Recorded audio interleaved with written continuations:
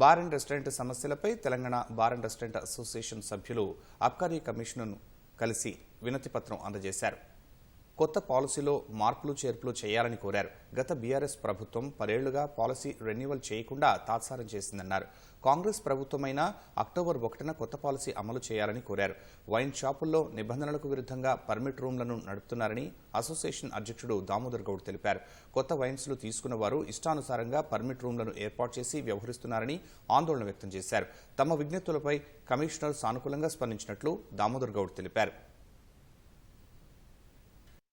September 1st వీక్లోకి వచ్చే policy గత 10 ఏళ్ల పాలన తెలంగాణలో ఒక పాలసీ మ్యాటర్ తీయకుండా ఏదో రెన్యువల్ చేయండి అని చెప్పేసి అని పెంచాలనుకున్న లైసెన్స్ మార్పులు ఏది ఉన్నా కూడా మేము కట్టిన తర్వాత ఇంప్లిమెంట్ చేసినాం. దయచేసి ఇప్పుడు కొత్త ప్రభుత్వం వచ్చింది కాబట్టి ఈ ప్రభుత్వంలోనైనా గత ప్రభుత్వాలు ఉన్న విధంగా ఈ యొక్క 20 తారీఖు లోపల సెప్టెంబర్ 1st వీక్ లోపల కొత్త పాలసీ అమలు చేయాలనే ఉద్దేశంతోన మా యొక్క సమస్యల మీద కమిషన్ గారిని గెలవడం జరిగింది.